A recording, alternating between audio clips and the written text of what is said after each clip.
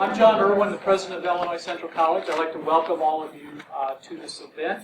So it's great. I'm grateful to have all of you here and to be part of this special occasion.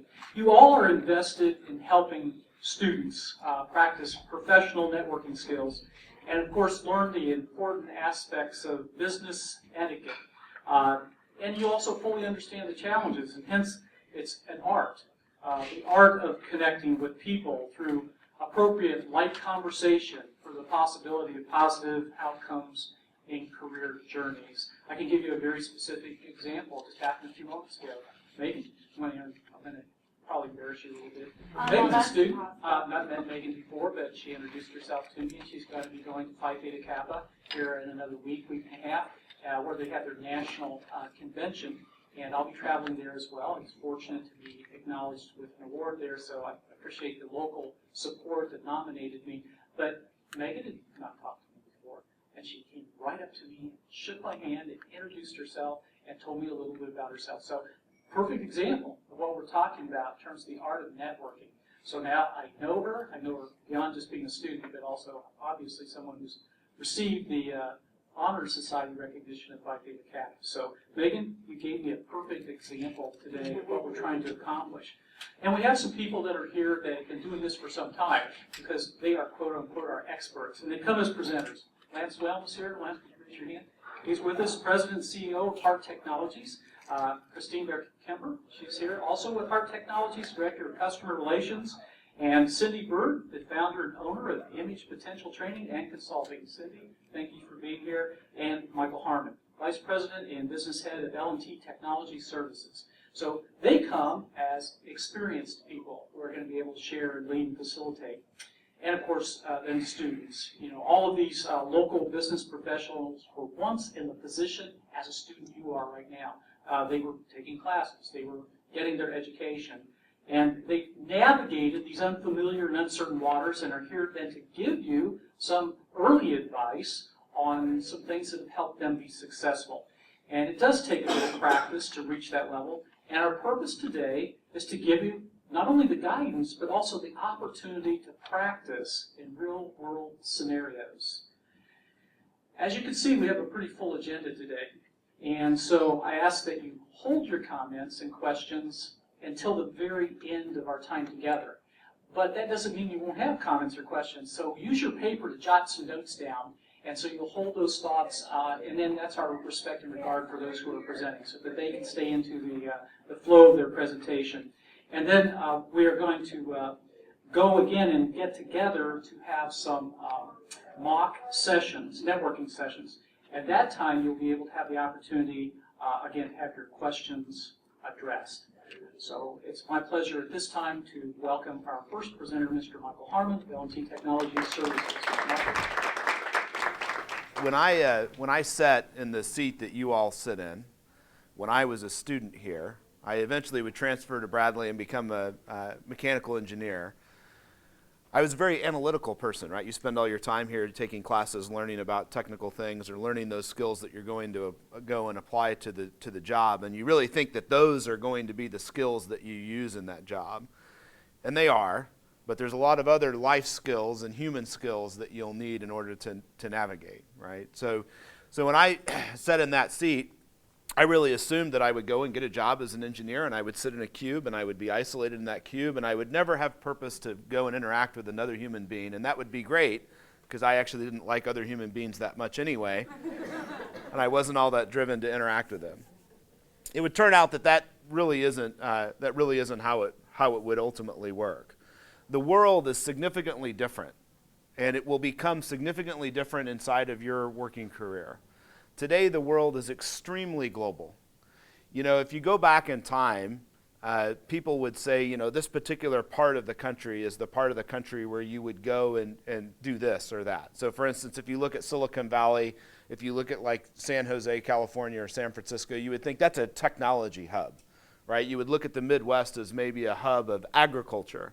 And you would be able to kind of break things down into clusters. And if you look at how communities developed and how regions developed, you'll learn through history that that's because somebody invented something there, the right people happened to be in the right place at the right time, and then it attracted people into that general area. But today we exist in a world where you think about things in terms of different parts of the world are good at different things. And you start to involve all kinds of people that you would never think to have had to involve previously.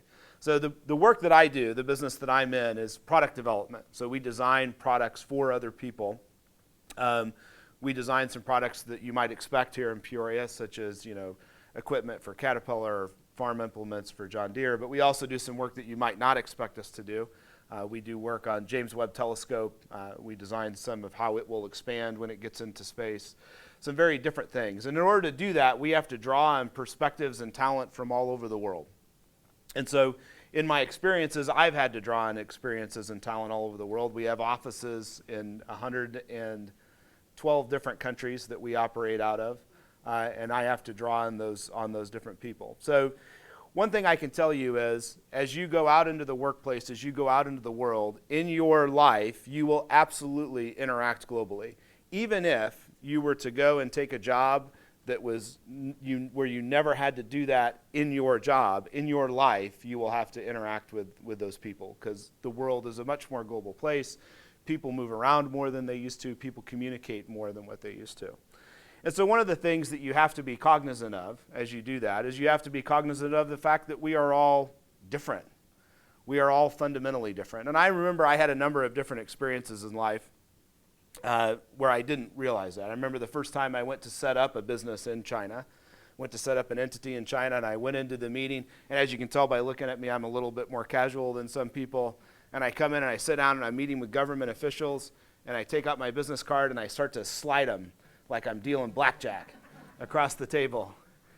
That is not how they hand out business cards there. And they all looked at me like I was offensive, right? Why would you do that? Why, because they hand them out two hands, very proper, every time, even if they know that person. It's very different. When I first started doing business in India, I went over there and I'd set up meetings for the agenda of my day. And I went to the office at 8 o'clock in the morning and discovered that no one is there at 8 o'clock in the morning. Normally they come in around 9:30, 10 o'clock in the morning. Then unfortunately they end up working until about 8 o'clock at night. So it's just a different schedule. And there's a reason why they do that. So one of the things I would encourage all of you to do as you're going through your lives isn't to just observe that and think, that's weird. Get into it and understand why different people do things differently. Really try and get inside their head, because you need to have those perspectives in order to be well-rounded, and you need to have those in business to be successful. So when you go for a job interview, when I go for a job interview, if I were to now be interviewed for a company that, or the hiring manager inside of that company was to be from China, I probably wouldn't slide my business card across the table. Now, they've probably been here a long time, but at the same time, there's different cultural things that you want to take into account when you enter into that. The other thing that I can say is you will find a better product in life. You will find better work results in life when you involve diverse people. I remember we had to design a new motorcycle platform for one of our customers. So this is a brand new motorcycle. It hasn't existed previously. And so we go to assemble the group of people that are going to work on that. Now, one thing that we're going to need is we're going to need somebody who's an enthusiast, who understands that product, who knows everything else, everything there is to know about it. But we also need to bring in people who have different perspectives. So one of the guys that we put onto the project was a gentleman who worked for us who came from Iraq. And he wore a suit to our office every single day because he liked suits and that's what he wanted to wear to the office. So he wore a suit to the office every single day, and the other person that we put on the team was somebody from Missouri.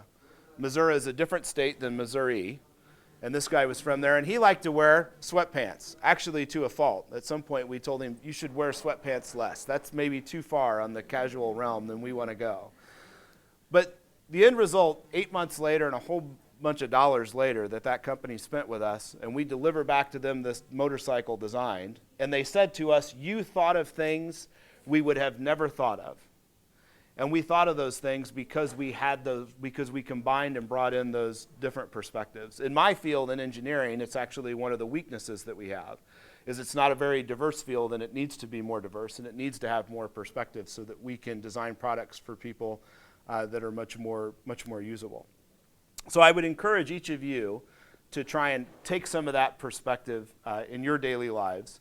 Try and understand those other cultures that you have to interact with, because even if you don't ever have to go to those places, you will have to interact with those people on some level. And it's important that you understand where it is that they're coming from.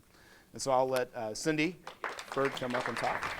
Well, good afternoon, everyone. I am extremely pleased to be here with you today. It's really an honor to be able to talk to you about professional image and business etiquette, why those two things are so very, very important.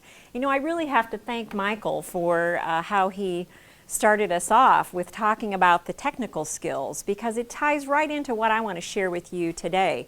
There was a very famous study that was done not that long ago by a couple of prestigious universities. Maybe you've heard of Harvard and Stanford universities. Well, they came up with this information that there's a certain percentage of your professional success that can be attributed to your technical skills, and there's a certain percentage that can be attributed to your social skills and polish.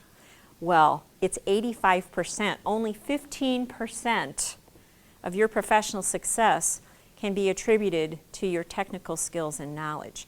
That's pretty phenomenal to understand, and it really helps us to know the importance of professionalism and all that that entails. And when you think about someone who has polish and presence, I want you to think about that person right now. I'm going to show you a visual here. This is one of my favorite shows, as you can imagine, because I do teach people about their professional image. So I love to watch What Not to Wear, the before and after, and this is one of my favorite episodes. So tell me which one has more polish and presence. You're chuckling there. Can I have your name? Rhonda. Rhonda, which one do you think it is? Yes, it's how many agree? It's the one on the right, of course. Why does she have more presence and more polish once she's been advised on some things? What's different? What do you notice that's not inviting about the one on the left? Megan.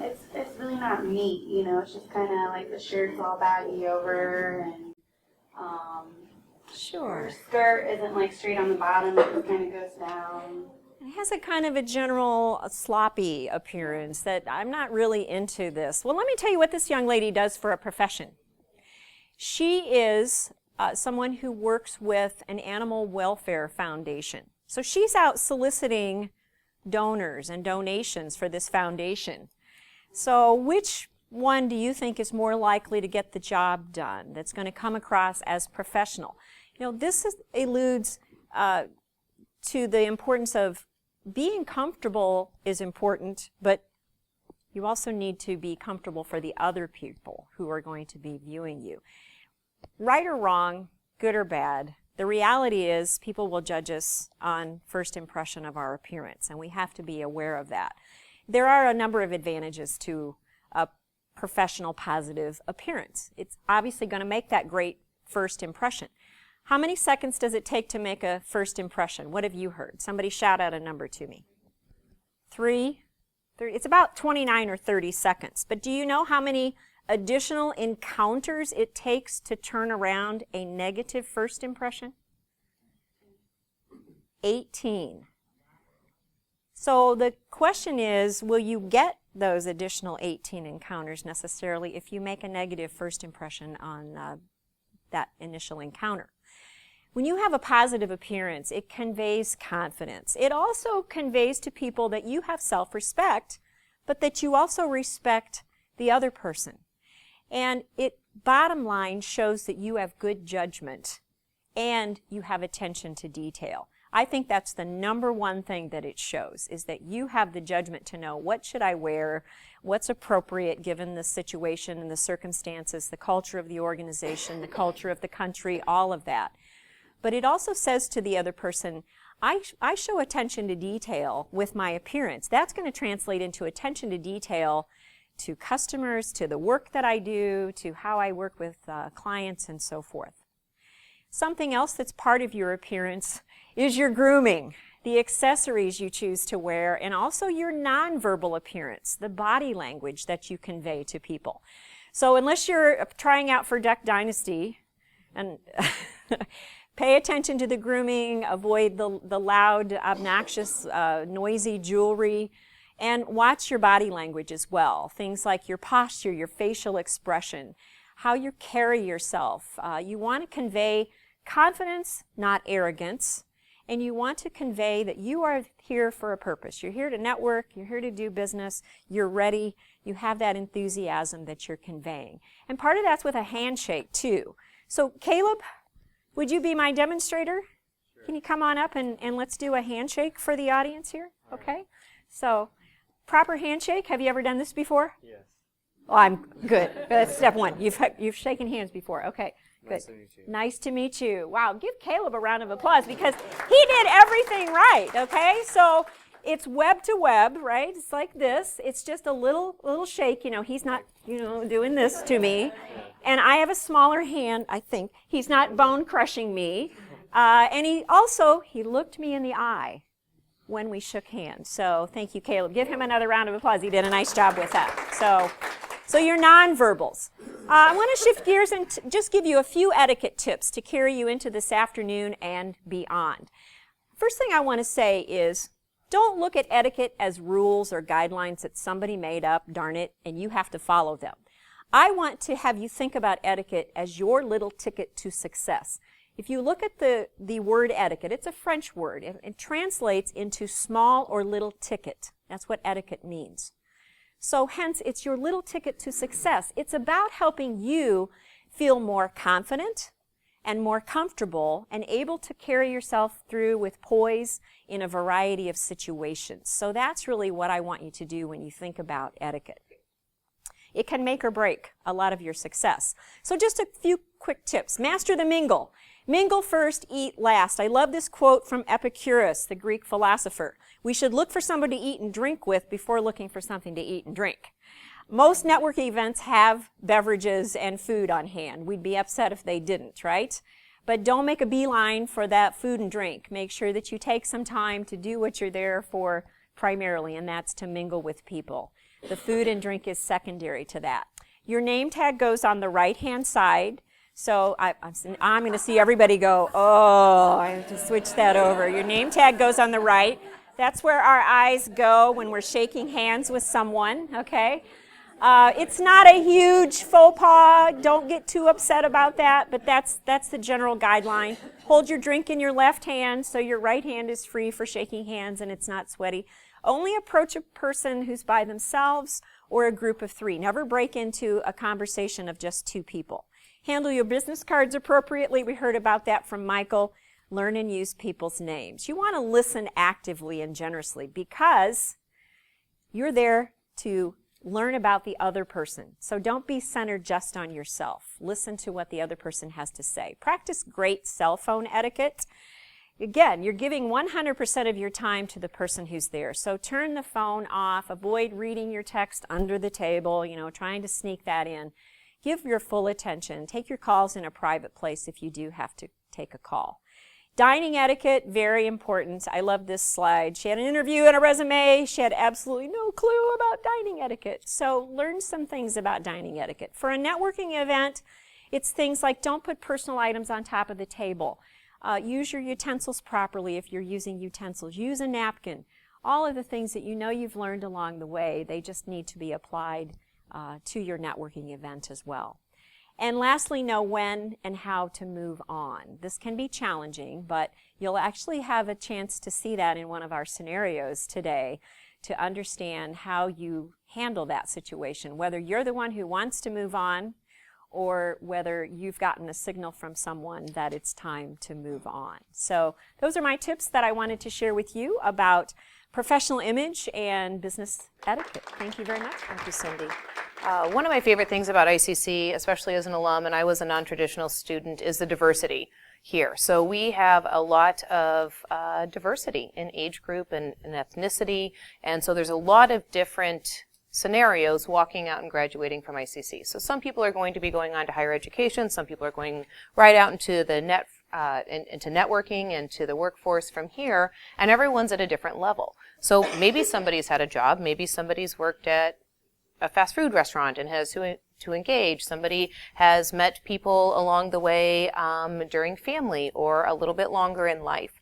So what I want to talk about is once you make an introduction and how important relationships are, not just for the 5 minutes of that networking event, but then how do you carry that and utilize that to your benefit and to other people's benefits, and what does that mean? So it's a perfect introduction. We talked about understanding different cultures. We've talked about the etiquette, and we've talked about these different scenarios. So I am at a networking event, or I'm engaging, and I've built a relationship. Maybe it's with my teacher. That's networking. Well, what do I do with that relationship? How do I carry that on? Is it over after my 3-month class? Is that just done? Thank you so much for teaching me that. It was awesome. I'm moving on. I can firsthand say, no, I'm friends with so many of my teachers still from ICC. I'm still friends with my teachers from Bradley. One of my favorite resources was my advisor at Bradley, who I call often and say, I need the best graphic design intern that you can possibly provide. Who do you recommend? And she has never failed us. Lance can attest to that. We have incredible interns that come, but it's building those relationships. So you get that network card. You've built that relationship for the couple minutes. You've passed that on. Okay, Christine Bare-Kemper. She's the Director of Business Development at Heart Technologies. She probably knows some people in the area. I might need to talk to her later. I may not really care too much about IT networking, but if her job is networking, I wonder if she can connect the dots. So now I take that card and I go home. We also have different levels of social media experts in here. I can absolutely attest to that because we have children ages from 12 to 19, and they're all much more advantageous on social media than I am, however I use it. So I'm going to take that card and I'm going to stalk them. I'm going to go to LinkedIn and I'm going to see who are their contacts. Is there somebody over there that they know that I need to know? Do I possibly have a interest in working over there? I wonder if they'd be willing to sit down with me. You've got resources at the alumni here at ICC, so you can take that. Oh, there's a connection. This person knows this person over here. Then you can also do it on Facebook and all the social medias and all of the other areas out there that you can look for. So you take that card, but then after you stalk them, how do you know that you want to engage with them? What is the appropriate reach? Shoot them an email. Most business cards have an email on there. Christine, it was so nice to meet you at this event. I really am looking forward to learning a little bit more about Heart Technologies. Make it about them. Engage them. Give them a reason. I have this interest, blah, blah, blah. Would you mind just taking 15 minutes? Can I buy you a cup of coffee? Would you mind buying me a cup of coffee? I'm a poor college student. Most alums will say yes. But you know, it really is engaging in that. So reach out. And that relationship is not necessarily going to be super important in the next 3 minutes, but it's going to be really important in 6 months. It could potentially be important in a year. So you also want to put reminders in your cell phone. Everyone has cell phones. I have a calendar.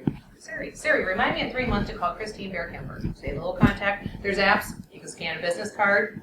It goes right into your contacts. It's brilliant. There's other apps that will file them all so you can categorize your new contacts and how you want to do it. The app world is endless, as everybody I'm sure is aware in here. So remind yourself to reach out. So it's not something you have to remember. I know in 3 months I want to reach back out. Hey, we haven't connected for a while. Do you have a few minutes? Can I call you? I have a couple questions. Hey, I noticed that you know John Smith over here. Could you tell me a little bit about that company? I'm not really too sure. One of the favorite things about, or one of the best things about alum, wherever you are, whether you leave ICC and you move on from here, if you go to the next one, alums helping alums. Love helping alums. Did I say that? So it's true. Everybody wants to help. Everyone has been a student. Everyone knows that hurdle. And then just building on that relationship.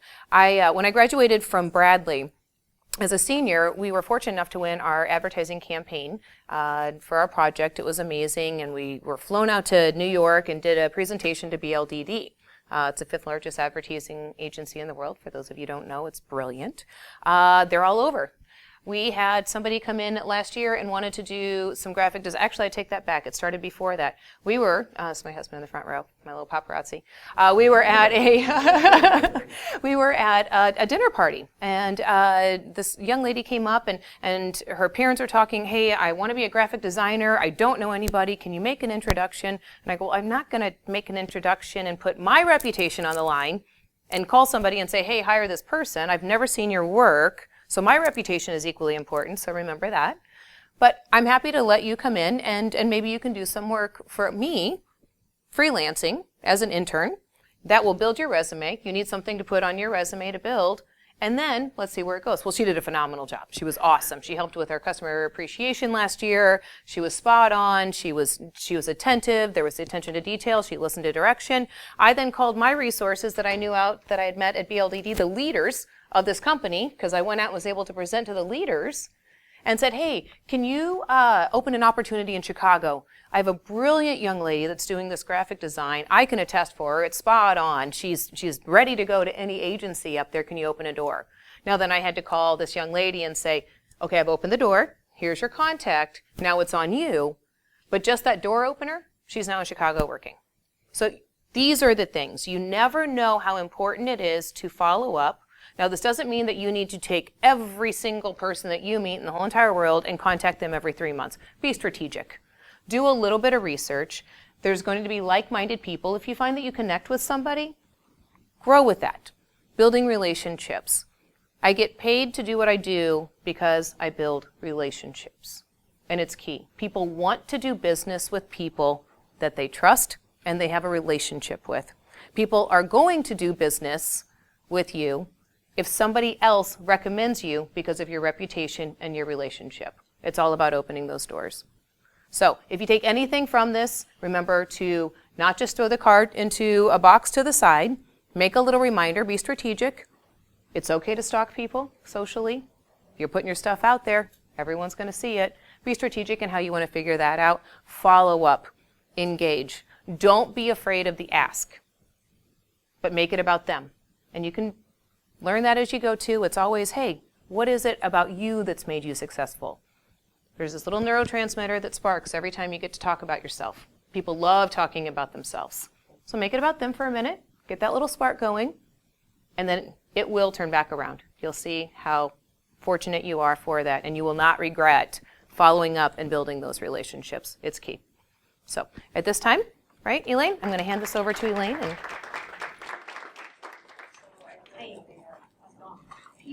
All right. really just hear about the pizza. And yeah, so if we could just hurry up and eat, and then, you know, if we could do what we need to do and just kind of get out of here, that'd be great. So, Really good. Hi there. How are you? Yeah. You good? Good. Oh. All right, good. Have you seen the pizza? You know what food is? They can't get yours printed up. I mean, this is, Yeah, but oh, you gotta see this video. I'm sorry. Oh, let me check it out. Oh, my. What's that a picture of? Whoa, that's weird. Nothing to look at.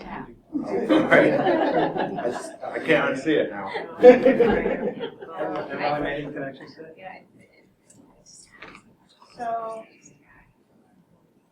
when's the food gonna get here? I'm just gonna go. Oh, Yeah. Your card, before you have to take off your card? Oh, yeah, I didn't bring any cards. You know what, do you have one I can just write on the back? I'm pretty sure I do. Can you use this plate? Does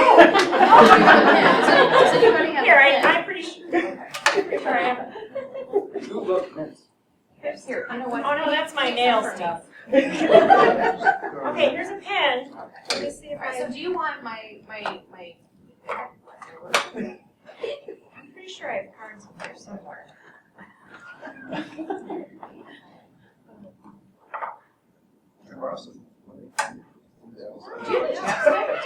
Hey, let me tell you about this guy I do business with. He's with Echo Valley Meats. He owns Echo Valley. I gotta tell you all, I mean, it is phenomenal. I have done so much great stuff.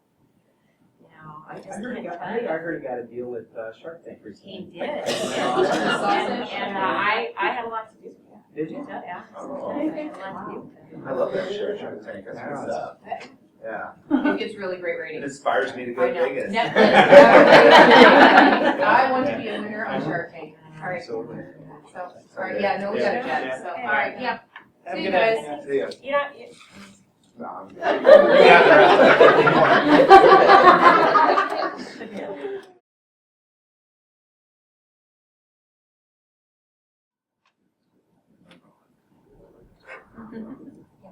Hi. Hi. Michael. I'm Christine Bare-Kemper. Hey, Christine, how you doing? Good, good. I was hoping that you were going to be here this evening. Oh, okay. I see that you work for this company that I've been really interested in. Yeah. I saw a job posting online. Oh, okay. And honestly, I was looking at it and I just became super excited. So you find those little details and you see that thing that you just become passionate about. It's hitting all of those. Oh, So okay. I'm just wondering if you could share a little bit of information about that. Oh, well. Hey, Lance. How you doing? Hey, oh hi Lance, I'm Christine. Cindy Byrd. Cindy? Nice to meet you. Nice Fine. to meet you. Tell me a little bit about your company. Well, yeah, so we design products for other folks. So it's really more of a consultative business than anything else. So it's interesting. You get to do a lot of diverse things that you wouldn't maybe otherwise experience. So it's exciting. so are you based in Peoria? Or? Yeah, we are. We're headquartered in Peoria. We have offices in other places and do a lot of work globally, but mostly headquartered out of Peoria. Yeah. We're out on up on North Island. I have a client who mentioned to me that he's going to be expanding his facilities. Oh. I can pass that along to him. Yeah, no, that'd be interesting. That's an area that we participate in, and we would certainly be able to help out with that. Yeah, so we'd love to. I mean, do you encounter people like that often, or it just kind of? Well, it depends. It just happens. Sure, This sure. particular client is Okay. in the food service business. I'd be happy to make the connection. Okay. Hi, Christine. Nice to meet you. Yeah, Nice to meet you too. So I was Sure, talking to Michael a little sure, bit about some positioning here that sounds like you for life of the company as well. So I'm really excited about getting an opportunity. I was actually just talking to him a little bit. So you're on the job search right So now? I am. I'm currently Well, looking. tell me a Yeah. little bit about I yourself. think it'd be good. So very interested in engineering and working with diversity and brainstorming and how do you create something that is very enticing and going out and selling that to the market. Well, it sounds like you've been talking to the right person. Yeah, so we just started talking a little bit and obviously, you're just reinstating the value of the job there. And Lance has nothing but great things to say about it too. So Michael, just real quickly, who would be the contact here? Yes, it's not going to be me. Oh, It's sure, gonna be, it's going to be Matt. Oh, it's nice to But meet if both of if you. Oh, it's really nice to meet you you again too. for your Absolutely. time. Good luck with everything. Get together soon. Yeah, absolutely, thanks. But if you reach out to me, I can help you. Oh, that would be awesome. If you don't mind, that'd be great. Well, let me give you one of my business cards. If I could have one of yours too, I'll make sure. What I'll do is I'll reach out tomorrow. Is your email or phone? What's the Email, easiest way? email will probably be best. That's how I'll connect you. Fair I'll just forward on the email and then you can his contact information. I really appreciate No, the no opportunity. problem. Thank you. It was such a great, Yeah, thanks for so approaching. great to meet you. Absolutely. All right, thanks.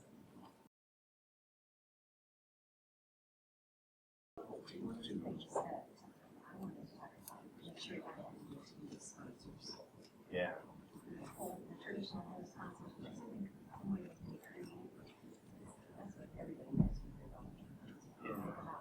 Yeah, I'm not sure how to connect to these.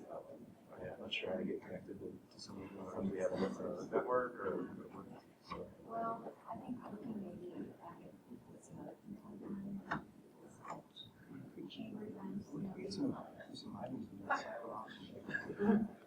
No, we could do that. We could certainly do that, but we're still going to have to reach out to the businesses and try and find out what we can get from them.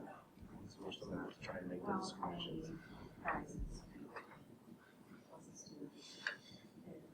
Yeah.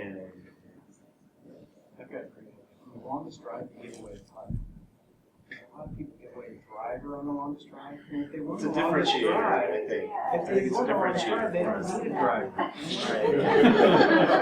It's true. Yeah. It's true, because by And the if fact you that win they the hit longest longest putt, drive, yeah. they've established their And dominance. you get the But longest they putt, win. you don't need a putter. Yeah. Right. No, I agree. I mean, I agree. I think it's a solid strategy. It's a solid strategy, for sure. I think that'll be fun. Hi there, how are you? Hi, I heard you guys talking about a golf event. Are you planning something, or? Yeah, trying to. Trying Or is to. this for work, pleasure? Yeah, it's a All of the work above. event. Ha We're gonna raise some money for a charity, a local charity, so it's trying to, get some ideas. Have you been to any golf outings lately? Or I have. what do you think works? I think that I overheard a little bit about the prizes, and I think strategically finding the prizes is perfect. But really finding food, you can't ever run out of food and drinks, and oh my yes, especially at some of these golf outings, you want to make sure you have enough crackers and sandwiches going around. So yeah, I'd be happy to help out with this a little bit if you want. So, I'm Christine Bare-Kemper. It's really nice to meet you. Nice to meet you, Cindy. Mike. Hi, it's so nice to meet you. So yeah, thank you. I do, absolutely. Always looking back to, or looking to give back to the community, and I love these outreaches and efforts, and it's all about bringing new ideas to the table, right? Absolutely. So thank you very much. I appreciate it. Thanks for stopping by. Absolutely. Well, we're doing a Google Doc to keep up with where we're at with everything. So now we've got your contact information. We can add you to that and go from there. Perfect. I'll be color green. On Google. All right. Have a great day. Thank you, everybody. Okay, let's give them a round of applause.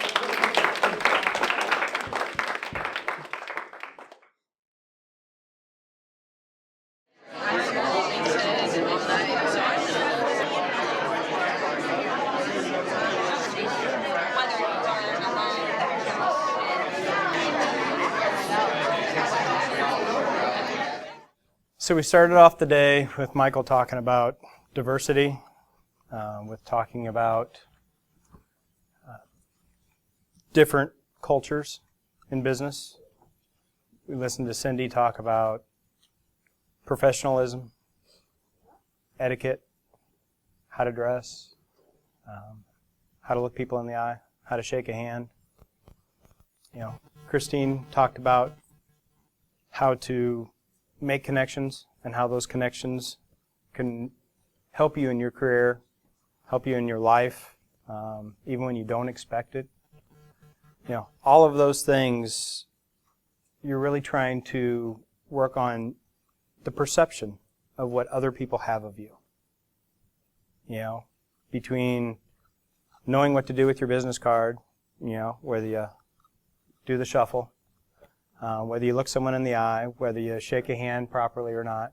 It's all the perception.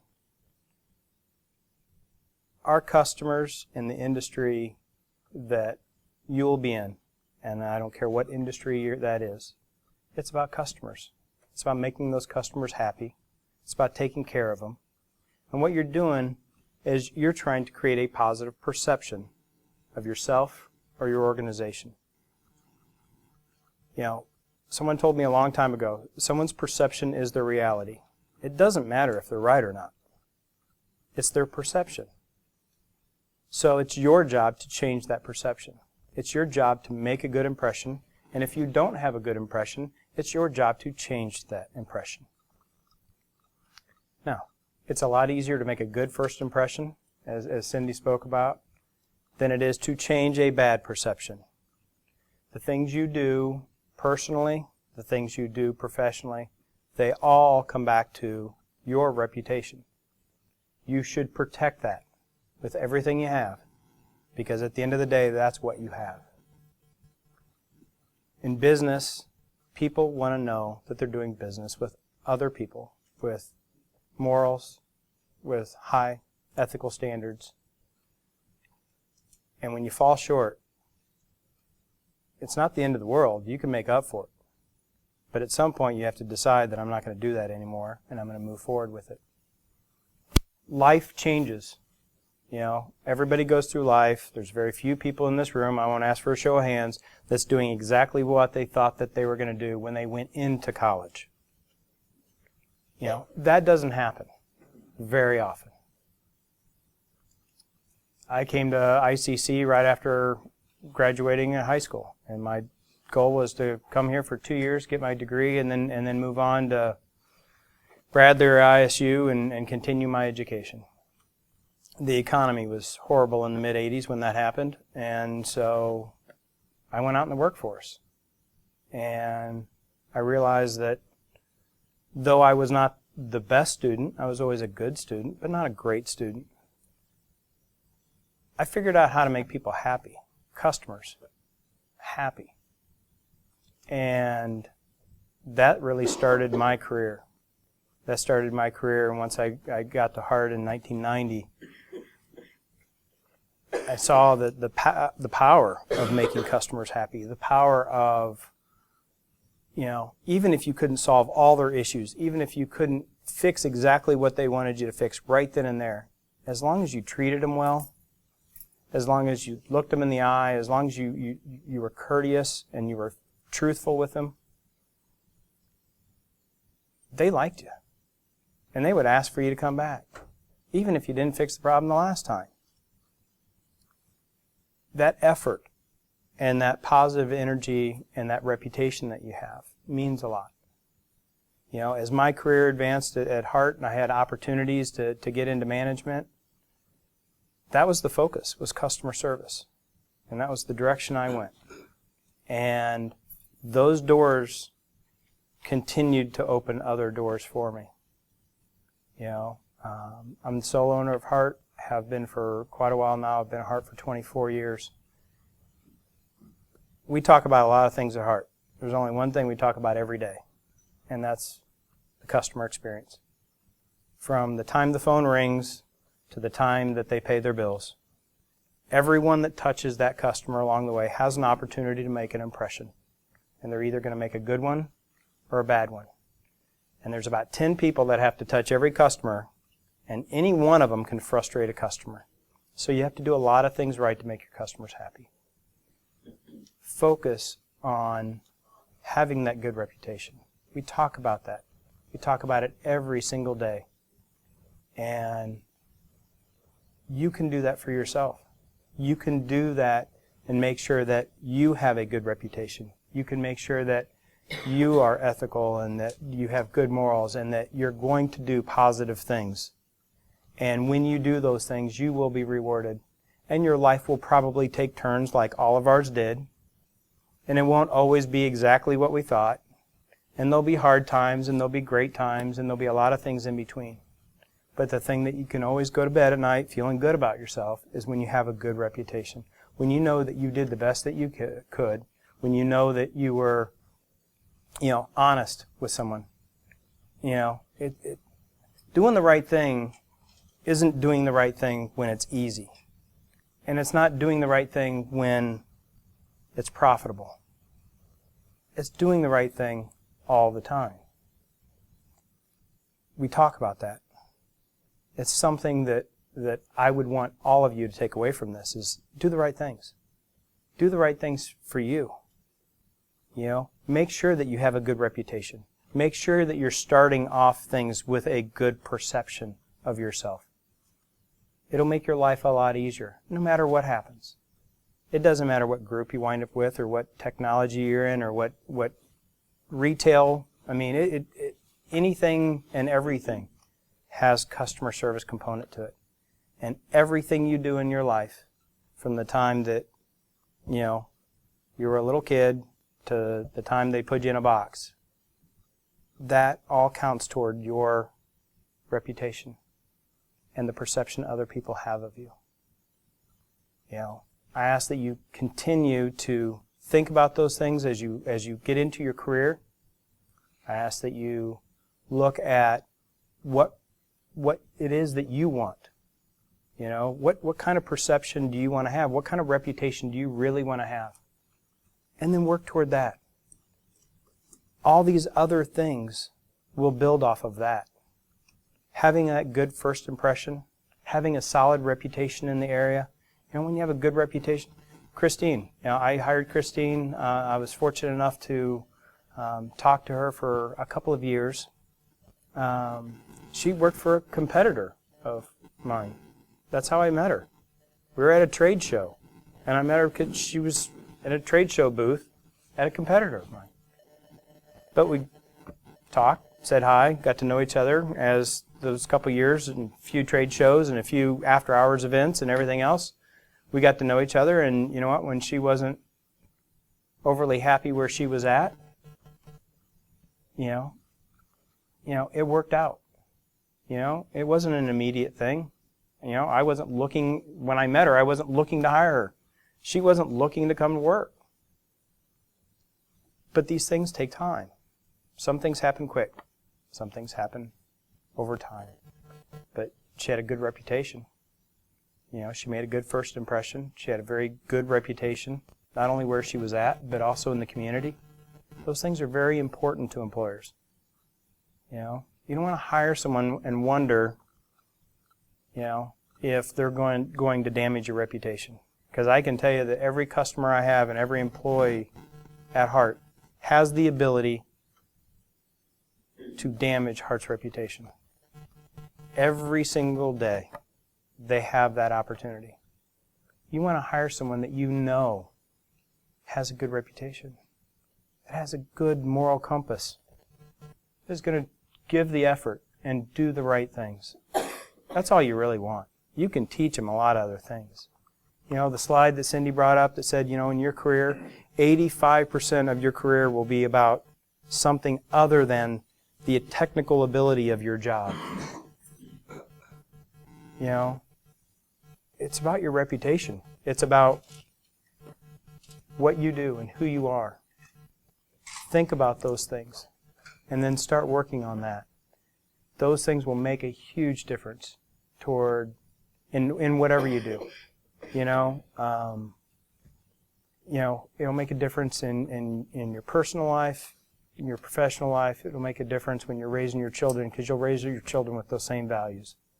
And you can start those generations of having those things in your family that we all want. So that's what I'll ask for, is that, you know, think about those things. Think about who you are and who you want to be.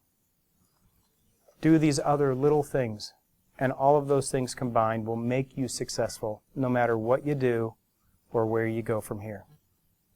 Thank you. One of the scenarios, you had walked away and then went back. When do you know when it's appropriate to do that? And you can tell by your demeanor that you've done this, worked the room a lot of times. So how did you develop that confidence? And did you have anyone mentor you? I've always had a contagious, sparkling personality. I had to throw that one in there. There's my credential. You know, I think that I've had a lot of mentors. I've had a lot of teachers. I have never been afraid to ask questions. I was that person that sat down with a lot of people that I said, hey, can you spend a little bit of time with me? I want to get to know you better. And as much as I enjoy talking, it's equally, if not more important, to stop talking and to listen to what other people have to say. So I think that's huge. There's not always a perfect scenario of when to go back. Sometimes you just don't go back into a conversation. Sometimes people do not understand the network etiquette. They're really not there to do that.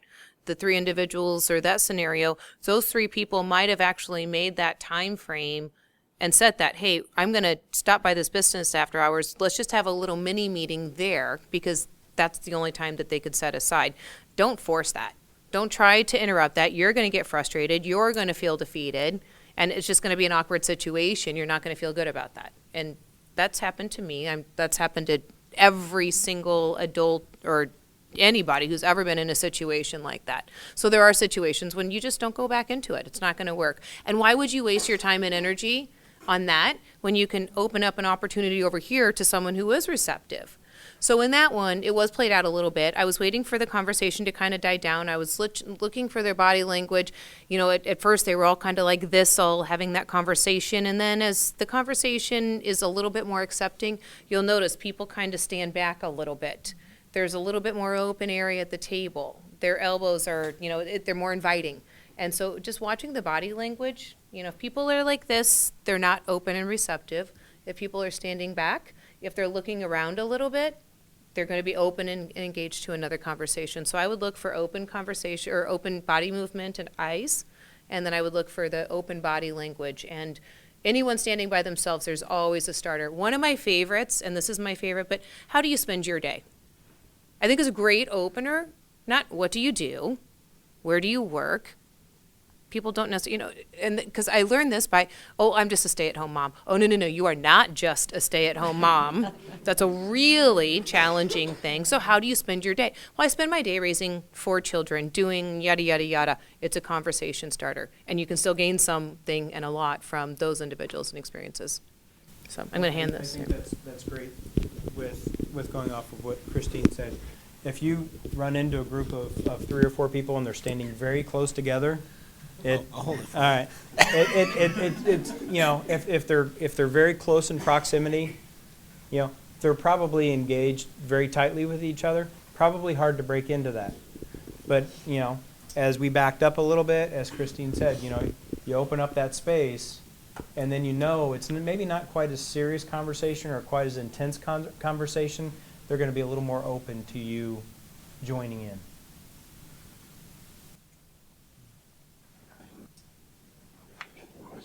Christine, in your discussion, you mentioned you keep in contact with your advisor and former colleagues. How do you do that? Not formal. I pick up the phone and I call them. But you don't always have to call. So I'm actually, even in all my communication, I don't always like to be on the phone. We're in the world of technology. It's okay to send a text message to someone you've built a relationship with. Emails. I check emails at 10:30 at night. I'll wake up in the middle of the night, and sometimes I'm looking at 3 o'clock. Facebook, there's instant messenger, right? I don't have that on my phone, but I have it on my computer. There's instant messages. Emails. I think emails is the easiest way. Everyone has different schedules. There's different times that it's good for people to reach out. And then I like to just even reach out and go, hey, can you have a cup of coffee? My advisor came over and I said, I want you to meet my husband. We live on Parkside now. We're right down the street. Come over. And we had a martini and just got to catch up. So.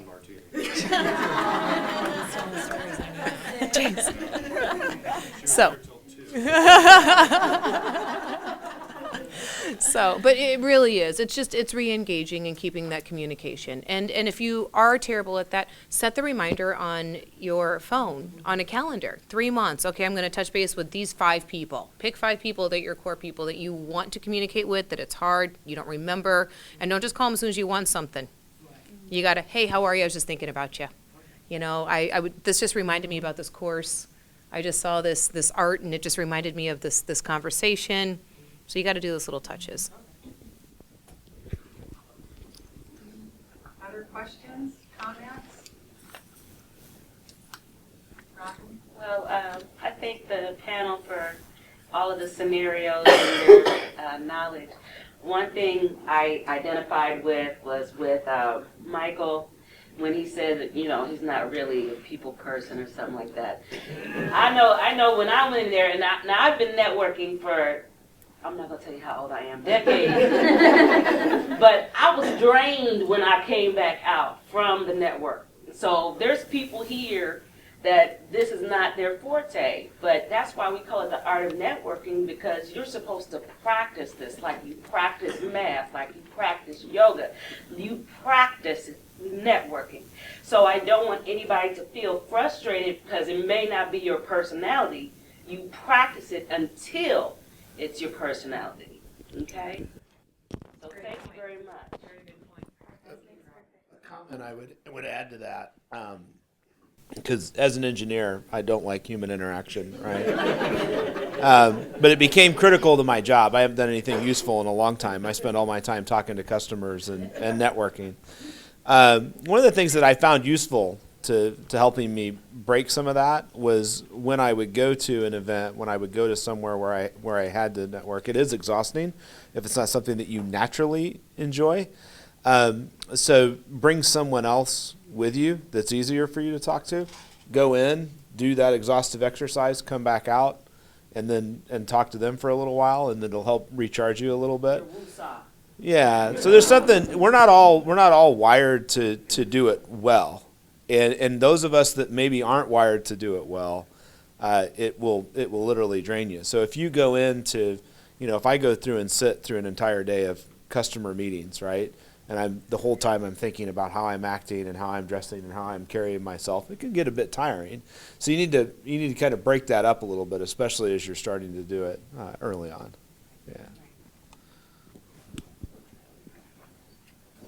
I was just going to say, the practice part, everybody should be very comfortable telling their own story. Lance told a fantastic story, and when you engage clients like that, those barriers about price and things of that nature start to come down a little bit. So I think, know your story, be able to tell your story, so that when you get the opportunity at a networking event, it just falls out of your mouth, and you're not trying to stumble and create that story in the heat of the moment. Something else that I tell people is to think about what your goals are before you go to the networking event. Is it to contact a specific person? Are you looking to just get yourself out there and for people to become more aware of who you are? Do you have some specific reason for being there? And that way you can also gauge whether or not you accomplished your goal. And part of that preparation is not just to have a goal for what you want to get out of that networking, but also to think about how you're going to come across, think about what you're going to wear, think about what you're going to speak about. Oftentimes those who aren't comfortable in conversational settings, it's because you wonder how to start the conversation. Christine gave you a great tip about how to start that conversation. That works for her, so you could borrow that. Probably she wouldn't mind, but come up with something that's that helps you come across as that authentic, genuine person that you want to be, and think about how you could start a conversation. There's a great quote that I use sometimes that says, "Don't knock the weather." 99% of people wouldn't be able to start a conversation if we couldn't talk about the weather. But it doesn't have to be about the weather. It can, you're looking for a way to establish some rapport with the people that you're interacting with. Finding out maybe something you have in common can break the ice as well. And so I love that she asked, how does your day go? How do you spend your day? How do you spend your day? Because right away you get to know something about that person, and you can say how that connects to you, again, letting them be the one talking.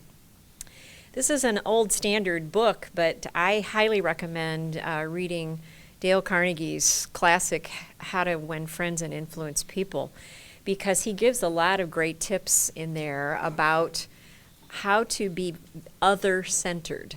That's really what you want to be, is other-centered when you go to a networking event. Yes, you have a goal or goals that you want to accomplish, but it's all about being focused on the other person. And he has a great story he tells about being at some big state dinner at the White House or somewhere, and he was seated next to a woman who was married to the King of France, or it doesn't really matter where.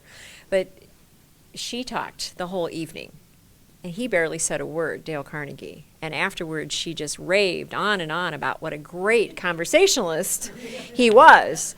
But it was because he listened. And I love that that came up in your tips that you heard today, too, is part of being a great networker is being a great listener. Because if you're not really listening to what the other person is sharing with you, you can't really take that information and use it. And also, people love that you're listening to them. That's a sign of respect for the other person. That's also how you build those trusting relationships, is you really give that person your full attention, and generous listening is what I call it. So. I think we have time for one more question or one more comment. Students, I would love to hear from a student. I would just like to kind of expand on the whole, like when you're asking someone, like to try to get a conversation going on, like, how's your day? Personally, sometimes when people find it difficult to kind of open up to new people, I like to pick something that they just told me and try to compliment them on whether it's their career or their beliefs or maybe their tie or their shirt, because you would just be amazed at what a compliment and a smile can do for you. Great comment.